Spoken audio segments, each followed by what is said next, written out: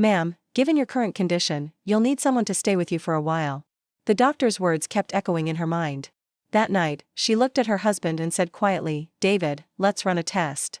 David froze. Test our children? Why? Helen smiled faintly.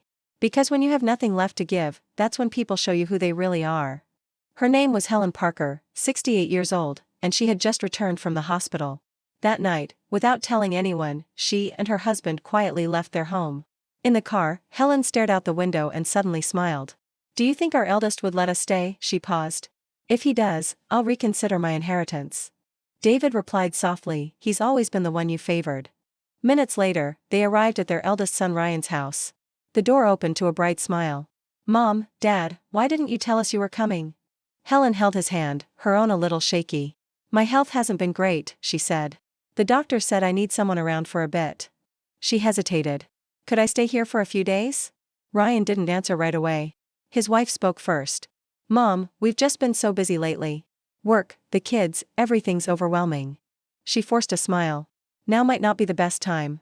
Helen's eyes turned red, but she just nodded. I understand. As they walked away, her hands began to tremble. David, she whispered. Am I a burden now? Just because I'm old?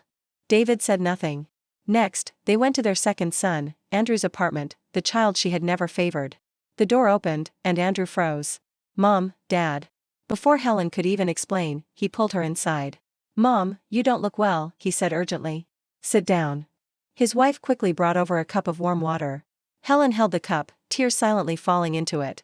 David spoke softly. Your mom isn't well. She needs someone with her for a while. Could she stay here? Andrew didn't hesitate for a second. Of course, he said. As long as you need. That night, Helen watched him adjust her pillows, cook her a warm soup, and set alarms for her medication. She finally broke down. I was never fair to you, she cried. But you never turned cold toward me. The next morning, she took out a check she had prepared and handed it to Andrew. I wasn't testing whether you love me, she said softly. I just needed to know who would stay when I became inconvenient. Andrew looked at the check, then gently pushed it back into her hand. Mom, he said, I've never cared about that. I just want you safe, healthy, and here with us. Helen held him tightly, tears pouring down her face. In that moment, she finally understood.